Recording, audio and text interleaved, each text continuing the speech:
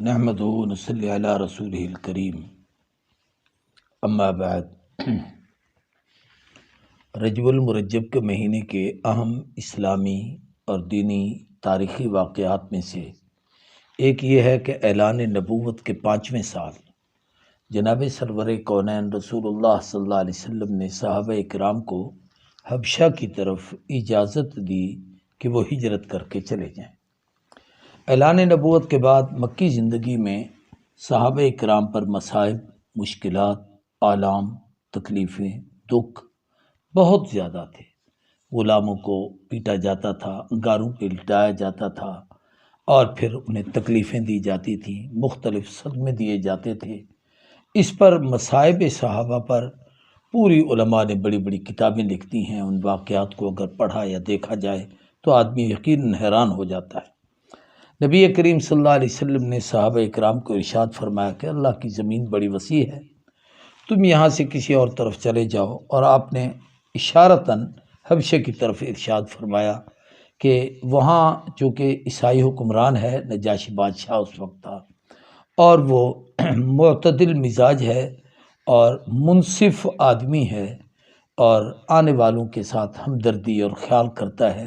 تو یقیناً وہ تمہارا خیال کرے گا۔ یہ پہلا اسلامی وفد تھا جو اللہ کے دین کے لیے ہجرت کر رہا تھا۔ اس میں مرد بھی تھے، عورتیں بھی تھیں، تقریباً 11 مرد اور 5 عورتوں نے وہ ہجرت کی ہے۔ اور یہ ہمارے ہاں بھی ایک معمول میں دیکھتے ہیں کہ کچھ لوگ تبلیغی اسفار میں اپنی عورتوں کو ساتھ لے کے پھر رہے ہوتے ہیں، تو عورتیں عورتوں میں دعوت دیتی ہیں، مرد مردوں میں۔ تو اس کی بنیاد خود نبی کریم صلی اللہ علیہ وسلم کی سفر ہجرت حبشہ میں ہے کہ جہاں مرد تھے ان کے ساتھ ان کی کچھ عورتیں بھی تھیں۔ چنانچہ 11 مردوں میں معروف یہ ہے کہ سیدنا عثمان ابن عفان، حضرت سیدنا حضرت زبیر بن العوام جو عشرہ مبشرہ میں شامل ہیں، حضرت سیدنا ابو حذیفہ،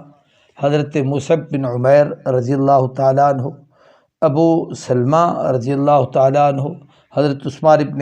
مظعون رضی اللہ تعالیٰ عنہ، عامر بن ربیعہ رضی اللہ تعالیٰ عنہ، حضرت سہیل ابن بیضاء رضی اللہ تعالیٰ عنہ، حاتب بن عمرو رضی اللہ تعالیٰ عنہ، اور بھی 1-2 صحابہ ہیں۔ اور ان کے ساتھ جو مستورات تھیں ان میں حضرت عثمان ابن عفان کی اہلیہ رسول اللہ صلی اللہ علیہ وسلم کی صاحبزادی سیدہ رقیہ جو حضرت زینب سے چھوٹی تھیں، اور نبی کریم صلی اللہ علیہ وسلم نے ان کا عقد حضرت رقیہ کے ساتھ کیا تھا۔ اس طریقے سے دوسری خاتون سہلہ بنت سہیل تھیں جو حضرت ابو حذیفہ کی اہلیہ تھیں۔ ایسی ام سلمہ جو ابو سلمہ کی بیوی تھیں، پھر اس کے انتقال کے بعد یہی سیدہ ام سلمہ رحمت کونین نبی کریم صلی اللہ علیہ وسلم کے عقد میں آئیں اور امہات المؤمنین میں ان کا شمار ہوا۔ بی بی سیدہ لیلہ بنت ابی حشمہ،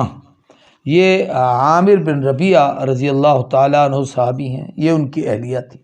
کلثوم بنت سہیل، یہ بھی ایک صحابی کی بیوی ہیں، حضرت ابو صبرہ کی رضی اللہ تعالیٰ عنہ۔ تو یہ عورتیں تھیں۔ اللہ کے نبی نے ان کو روانہ کیا اور رسول اللہ صلی اللہ علیہ وسلم نے حبشے کی طرف جانے کی ان کو اجازت دی۔ کتابوں میں ملتا ہے کہ حضرت عثمان ابن عفان اور حضرت رقیہ نے بھی تیاری کی۔ اب جب آدمی سفر میں جاتا ہے تو کتنا سامان سفر لے کے جاتا ہے ہر آدمی سمجھتا ہے، بڑا مختصر سا تو آپ نے ایک گٹھڑی بنائی، 2 گٹھڑیاں تھیں، ایک حضرت عثمان نے سر پہ اٹھائی، ایک بی بی رقیہ نے۔ تو اللہ کے نبی ان کو روانہ کرنے کے لیے گئے تو حضور نے اپنے سر پر گٹھڑی اٹھائی اور فرمایا، بیٹی یہ بوجھ، بیٹیوں کا بوجھ باپ ہی اٹھایا کرتے ہیں، مجھے دو، میں تمہیں روانہ کرتا ہوں۔ اور کتابوں میں ہے جب تک وہ آنکھوں سے اوجھل نہیں ہوا قافلہ، نبی کریم صلی اللہ علیہ وسلم کھڑے ہو کر ان کو دیکھتے رہے، اور جب بھی کوئی حبشے سے آتا تھا تو حضور صلی اللہ علیہ وسلم ان کی خیریت پوچھتے، ان کے حالات کا جائزہ لیتے، ان کی باتیں پوچھتے۔ یہ قافلہ جب روانہ ہوا حبشے کی طرف اور یہ بندرگاہ پر پہنچا تو سمندر کے کنارے ان کو 2 کشتیاں مل گئیں۔ انہوں نے بہت ہی کم قیمت 5 درہم کرایہ لیا، فی کس کے حساب سے، ان کو اس میں سوار کر لیا۔ ادھر مشرکین مکہ کو پتہ چلا کہ مسلمان ہجرت کر کے یہاں سے نکل گئے ہیں، تو اس کا مطلب ہے کہ ہمارے مظالم سے، ہماری تکلیفوں سے یہ اپنے آپ کو امان میں رکھنا چاہتے ہیں، ہم ان کو کہیں نہیں معاف کریں گے۔ چنانچہ یہ لوگ پھر پیچھے ہوئے مگر ناکام ہو گئے، اس لیے کہ کشتیاں روانہ ہو چکی تھیں، وہ بندرگاہ سے واپس آ گئے۔ مسلمان رجب المرجب میں یہ اعلان نبوت کے 5ویں سال ہجرت کر کے یہ گئے تھے۔ یہ وہاں جب پہنچے تو رمضان المبارک تک تقریباً یہ 3 مہینے بنتے ہیں، رجب، شعبان، رمضان، انہوں نے وہاں گزارے۔ لیکن شوال میں ان کو کسی نے اطلاع دی، اور وہ جھوٹی اطلاع تھی کہ جی مسلمان مدینے میں، مکۃ المکرمہ میں لوگ بہت سارے مسلمان ہو گئے ہیں، حالات درست ہو گئے ہیں، اور جناب والا رسول اللہ صلی اللہ علیہ وسلم کامیاب و کامران ہو گئے ہیں، اس لیے تمہیں پریشان ہونے کی ضرورت نہیں ہے، واپس چلیں۔ یہ لوگ جب واپس آئے اور مکۃ المکرمہ پہنچے تو اطلاع ملی کہ یہ خبر غلط تھی۔ اب ان کو بہت زیادہ پریشانی ہوئی۔ کچھ لوگ تو بعض لوگوں کی امان لے کے آئے مکۃ المکرمہ میں، اور کچھ لوگ چھپ کر اپنے آپ کو انہوں نے مکۃ المکرمہ میں داخل کیا۔ پھر اس کے بعد ان کی صفاقییں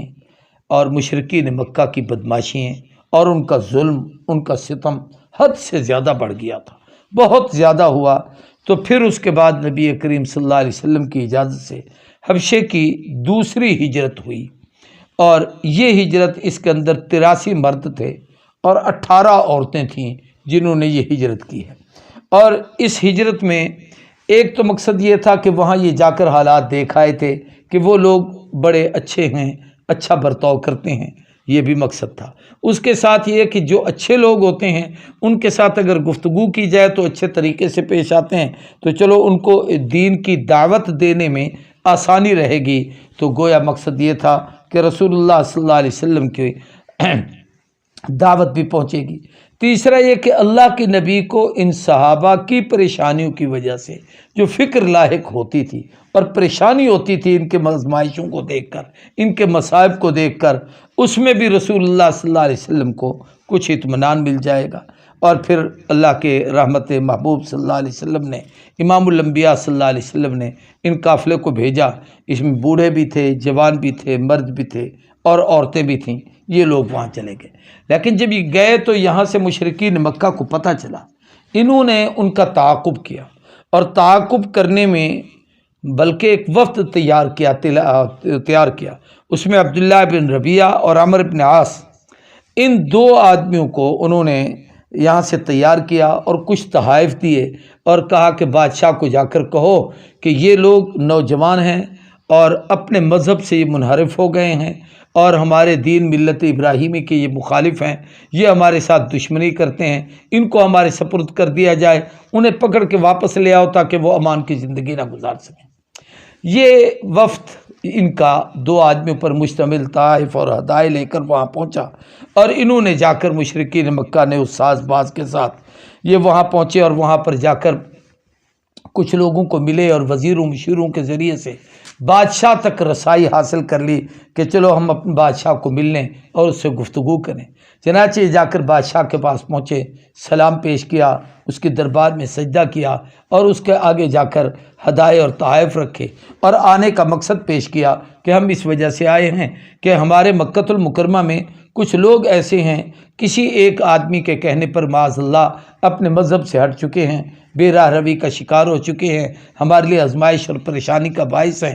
آپ ان کو ہمارے حوالے کریں، ورنہ وہ یہاں آپ کے لوگوں کو آپ کے دین سے بدظن کر دیں گے اور گمراہ کریں گے، ہدایت سے ہٹا دیں گے، آپ کے لیے پریشانی کا باعث بنیں گے۔ بادشاہ عقل مند تھا، سمجھدار تھا، سوجھ بوجھ رکھتے تھے، اور پھر اس پر وہ بھی غور کریں کہ اللہ کے نبی نے اس طرف اشارہ کیا تھا تو اللہ کی طرف سے ایک غیبی مدد بھی تھی۔ تو بادشاہ نے عقل مندی اور دانش مندی کے ساتھ کہا کہ ایسا نہیں ہو سکتا کہ میں اپنی مرضی سے ان کو روانہ کر دوں، ایسا ہے کہ میں ان کو بلاتا ہوں، ان سے بھی میں بات چیت کرتا ہوں اور پوچھتا ہوں کہ تم کس وجہ سے مکۃ المکرمہ سے بغاوت کرتے ہو اور وہاں سے نکل کے آئے ہو۔ چنانچہ اس نے سب کو بلوایا اور اپنے دربار میں حاضر کیا۔ جس وقت یہ سب لوگ وہاں بادشاہ کی دربار میں پہنچے، انہوں نے آپس میں مشورہ کیا کہ ہم نے وہاں بات کیا کہنی ہے،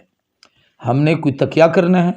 ہم نے بات کو چھپانا ہے، ہم نے کوئی خلاف حقیقت کوئی بات کہنی ہے۔ تو صحابہ کرام نے طے کیا کہ اللہ کے نبی نے تو ہمیں سچ سکھایا ہے، ہم نے تو سچی بات کہنی ہے۔ چنانچہ اپنا امیر انہوں نے جناب سیدنا حضرت جعفر طیار رضی اللہ تعالی عنہ، جو نبی کریم صلی اللہ علیہ وسلم کے چچا زاد بھائی بھی ہیں اور جناب حضرت علی ابن ابی طالب کرم اللہ وجہہ سے بڑے تھے، یہ ان کے بھائی تھے اور حضور کی زندگی میں یہ شہید ہوئے تھے، اور پھر یہ ابو طالب کے بیٹے ہیں، یہ مسلمان تھے۔ ان کو ان نے امیر بنایا، بھی آپ آگے ہوں گے، بات آپ نے کرنی ہے۔ چنانچہ یہ قافلہ جس وقت بادشاہ کے دربار میں پہنچا تو بادشاہ کے محل میں پہنچ کر جناب سیدنا حضرت جعفر طیار نے بڑی بلند آواز سے بادشاہ کے سامنے سلام کیا اور اسے کہا کہ اللہ والوں کی جماعت تمہاری خدمت میں حاضر ہے، بادشاہ اجازت چاہتے ہیں آپ کے پاس آنے کی۔ تو بادشاہ نے کہا آپ کو اجازت ہے اور امان ہے، تشریف لے آئیے۔ یہ حضرات چلے گئے، وہاں پر تعارف ہوا کہ آپ لوگ کون ہیں،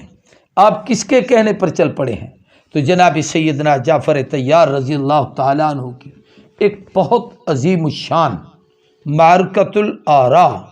اور بڑی مہذب گفتگو ہے، جسے ہم تقریر کہیں، تبلیغ کہیں، ان کی خطابت کہیں، یہ کہیں کہ ان کی فصاحت کہیں، ان کی حکمت کہیں، ان کی بلاغت کہیں، اس لیے کہ یہ ساری چیزیں اللہ نے قریش کو ودیعت فرمائی تھی۔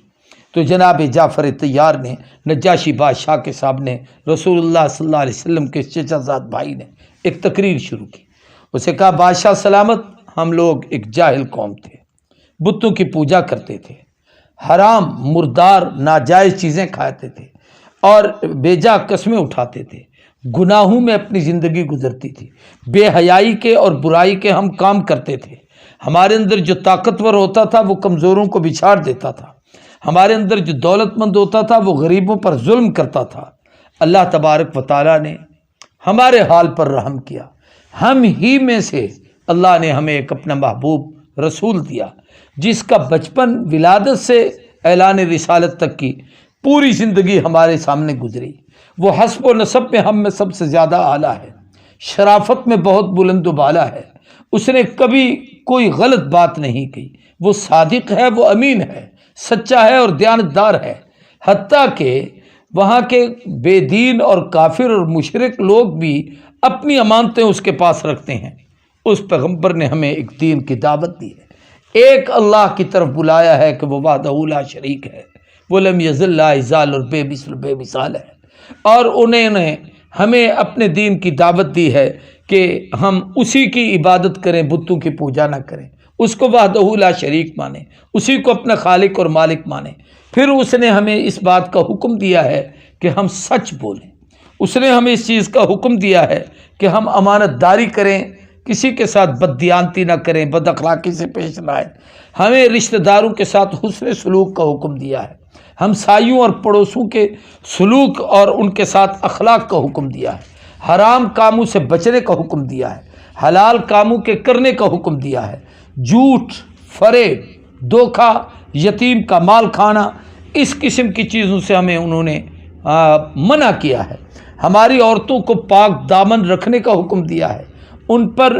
غلط الزام اور تہمتیں لگا کر ان پہ ظلم و ستم کرنے سے اس نبی نے ہمیں گویا روکا ہے، اور اس نے ہمیں شریعت کے احکامات میں ہمیں ایسی چیزیں ارشاد فرمائی ہیں کہ ہم اپنے رب کی عبادت کریں، اس کے حکم پر صدقہ خیرات دیں، اس کے حکم مانیں اور اس کے احکامات کی پابندی کریں۔ یہ سب کچھ ہمیں رسول اللہ صلی اللہ علیہ وسلم نے تعلیم دی ہے۔ یہ وہ تعلیم ہے جس کی وجہ سے یہ ہمارے دشمن ہیں، ہماری مخالفت کرتے ہیں، ہم پہ ظلم و ستم کرتے ہیں، ہم سب کچھ برداشت کرتے ہیں۔ اللہ کے نبی نے ہمیں اس کی اجازت دی، آپ کو نیک صالح سمجھ کر، شریف سمجھ کر اور یہ سمجھ کر کہ آپ ایسے مظلوموں کو اپنی امان دیتے ہیں، پناہ دیتے ہیں، ہم آپ کے پاس آئے ہیں، اس لیے ہم حاضر ہوئے ہیں اور یہ ہمارے نبی کا پیغام ہے۔ نجاشی بادشاہ نے کہا اچھا، اس پیغمبر پر جو وحی اترتی ہے، کلام اترتا ہے، اس میں سے کوئی چیز تمہارے پاس ہے تو مجھے سناؤ۔ چنانچہ وہاں پر حضرت سیدنا جعفر طیار رضی اللہ تعالیٰ عنہ اہل قریش بھی تھے، خاندان نبوت بھی تھا، رسول اللہ صلی اللہ علیہ وسلم کے چچا زاد بھائی بھی تھے، تو آپ نے بڑی خوبصورت آواز میں قرآن مجید کی سورہ مریم کی ابتدائی آیات طیبات کی، جن میں ظاہر ہے سورہ مریم میں سیدہ مریم کا تذکرہ ہے، حضرت عیسیٰ علیہ السلام کا تذکرہ ہے، اللہ کی توحید کا تذکرہ ہے، اس کی وحدانیت کا ذکر ہے۔ اس کی جب تلاوت کی تو تلاوت سنتے ہی بادشاہ کی آنکھوں سے آنسوں اور اس کی ہچکی بند گئی اور عجیب کیفیت اس پر طاری ہو گئی۔ اور حضرت جعفر طیار نے جس وقت اپنی تلاوت ختم کی تو بادشاہ نے کہا، میں قسم اٹھا کر کہہ سکتا ہوں کہ، اور ان کے جہاں وہاں پر اس نے اپنے درباریوں کو بلایا ہوا تھا، پادریوں کو اکٹھا کیا ہوا تھا، اور ان کے پاس جو صحائف اور نسخے ان کی کتابوں کے تھے وہ بھی وہاں پر رکھے ہوئے تھے، حتیٰ کہ ان کی آنکھوں سے بھی آنسو بہنا شروع ہو گئے۔ تو بادشاہ نے کہا کہ یہ کلام وہی مجھے لگتا ہے جو عیسیٰ علیہ السلام پر اترا تھا۔ اس کے اندر بہت ساری چیزیں بڑی عجیب ہیں۔ ایک تو حضرت سیدنا جعفر طیار کی خطابت جو ہے اس پر ہم غور کریں۔ انہوں نے پہلے اپنی قوم کی حالت اور کیفیت بتائی کہ ہماری جہالت کیا تھی، بے دینی کیا تھی، ہم ظلم کیسے کرتے تھے، ہم بے دینی میں کیسے تھے، ہمارے عقائد کتنے بگڑے ہوئے تھے، ہمارے اعمال کتنے بگڑے ہوئے تھے، ہمارے اخلاق کتنے بگڑے ہوئے تھے، ہمارے معاملات کی صورتحال کیا تھی۔ پھر آپ نے رسول اللہ صلی اللہ علیہ وسلم کا تقدس اور آپ کی عظمت کو بیان کیا کہ وہ ہم میں سب سے زیادہ شریف ہیں، وہ ہم سے سب سے زیادہ اعلیٰ نسب والے ہیں، وہ ہم میں سب سے زیادہ متقی اور پرہیزگار ہیں، ان کا ماضی ہمارے سامنے ہے، 40 سالہ وہ عہد نبوت جو اعلان رسالت سے پہلے کا ہے، اس میں کبھی کسی پر کوئی ظلم نہیں کیا، لوگ اپنی امانتیں ان کے پاس رکھتے ہیں تو ان کو امین اور صادق کہتے ہیں۔ پھر اس طریقے سے اس کے بعد انہوں نے نبی کریم صلی اللہ علیہ وسلم کی جو تبلیغ اور دعوت پیش کی، اس میں توحید کو پیش کیا، اس میں حضور کی رسالت کو پیش کیا، اس میں معاشرت کو پیش کیا، اس میں معیشت کو پیش کیا، اس میں اخلاقیات کو پیش کیا، اس میں معاملات کو پیش کیا، اس میں عبادات کو پیش کیا۔ یہ ساری گفتگو سننے کے بعد بادشاہ حیران ہو گیا اور اس نے کہا کہ میں سمجھتا ہوں کہ یہ وہ باتیں ہیں جو خدا کی قسم عیسیٰ علیہ السلام کیا کرتے تھے۔ تو ان قریشیوں نے ایک اور نشتر چلایا، وہ بڑا خطرناک تیر تھا۔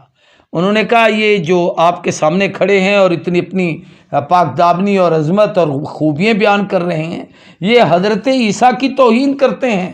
ان کے خلاف باتیں کرتے ہیں۔ حالانکہ وہ قریشی حضرت عیسیٰ علیہ السلام کے خلاف تھے، چونکہ یہ تو تھے بھی بنو اسماعیل میں سے تھے، اور حضرت عیسیٰ علیہ السلام تو بنو اسرائیل کے نبیوں میں آئے ہیں۔ تو انہوں نے جب یہ کہا تو نجاشی بادشاہ نے حضرت جعفر طیار سے کہا، جناب عیسیٰ علیہ السلام کے متعلق آپ کی کیا رائے ہے؟ انہوں نے فرمایا کہ وہ عبداللہ، اللہ کے بندے ہیں، ورسول اللہ، اللہ کے رسول ہیں، وکلمۃ اللہ، اللہ کا کلمہ ہے، روح اللہ، اللہ نے ان کو اپنی روح اللہ، اپنا امر ارشاد فرمایا ہے، اور اللہ نے ان کو پاک دامن خاتون سیدہ مریم سلام اللہ علیہا، جس کی عظمت میں یہ قرآن مجید کی صورت نازل ہوئی ہے، ان کے واسطے سے، ان کے بطن اطہر سے، اس پاک دامن خاتون جس کو کسی نے نہیں مس کیا، اللہ نے اس کو بچے کو پیدا، حضرت عیسیٰ کو پیدا کیا، اور عیسیٰ علیہ السلام نے اللہ کے دین کی دعوت دی ہے اور اللہ کا دین لوگوں کو پہنچایا ہے۔ بادشاہ سن کر کہنے لگا کہ یہ وہ بات ہے جو محمد الرسول اللہ صلی اللہ علیہ وسلم اور عیسیٰ علیہ السلام کی ملتی ہوئی ہے۔ میں کبھی یہ نہیں سمجھ سکتا کہ یہ کوئی نیا دین لے کے آئے ہیں۔ اگر مجھے یہ حکومت اور اس اقتدار اور اس نظام میں نہ ہوتا تو میں یہاں سے چلا جاتا محمد الرسول اللہ صلی اللہ علیہ وسلم کی خدمت میں اقدس میں، اور جا کر ان کا کلمہ پڑھتا، ان کے دین کو قبول کرتا، اور پھر اس کے بعد بادشاہ نے کہا کہ ان کو یہاں پر رہنے کی اجازت دیتا ہوں، امان دیتا ہوں، کوئی آدمی ان کو کچھ نہیں کہہ سکتا۔ اس کے بعد بادشاہ نے ان کے کچھ وظائف متعین کر دیے کہ ان کو وظائف بھی دیے جائیں اور ان کو وہاں کام کاج کرنے کی بھی اجازت دی جائے۔ چنانچہ کتابوں سے پتہ چلتا ہے کہ یہ 5 اعلان نبوت میں گئے تھے، اور ہجرت کے بعد غزوہ خیبر تک 7 ہجری تک حضرت جعفر طیار وہاں پر رہے، اور اتنا عرصہ مسلمانوں کو پناہ دی گئی۔ اور پھر جس وقت مسلمان بادشاہ نجاشی بادشاہ نے اور ان لوگوں نے واپسی کا اعلان، سفر کا تیاری کی، تو نبی کریم صلی اللہ علیہ وآلہ وسلم کے حضور نجاشی نے تحائف بھیجے اور پھر اپنے 2 خادم ساتھ بھیجے، قاصد بھیجے، اور انہیں کہا کہ رسول اللہ صلی اللہ علیہ وسلم کو جا کر میرا سلام کہنا اور عرض کرنا کہ میں آپ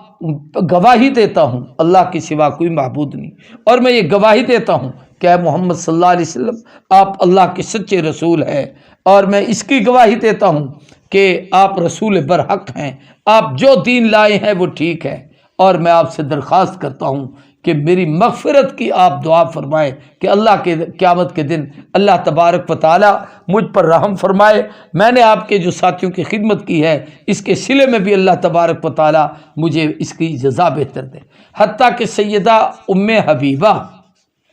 جو حضرت معاویہ کی ہمشیرہ ہیں اور یہ وہاں تھی، نجاشی بادشاہ نے ان کا نکاح نبی کریم صلی اللہ علیہ وسلم کے ساتھ کیا، حضور نے ان کو اس کا وکیل، نجاشی بادشاہ کو وکیل بنایا، اور وہاں پر حبشے میں یہ نکاح ہوا۔ اس کا حق المہر بھی بادشاہ نے اپنی طرف سے ادا کیا، اور سب سے زیادہ حق المہر ادا کیا، اس لیے کہ ادھر آمنہ کے در یتیم تھے، ادھر یہ خاتون وہ تھی جو عرب کے سردار کی بیوی بیٹی تھی، اور ادھر نکاح میں وکیل یا یوں سمجھے حضور کی طرف سے نمائندہ نجاشی وہ تھا جو اپنے مملکت کا بادشاہ تھا، تو اس نے بادشاہوں کے مزاج کے مطابق اس کا حق المہر طے کیا۔ تو بہرحال اس کے بعد یہ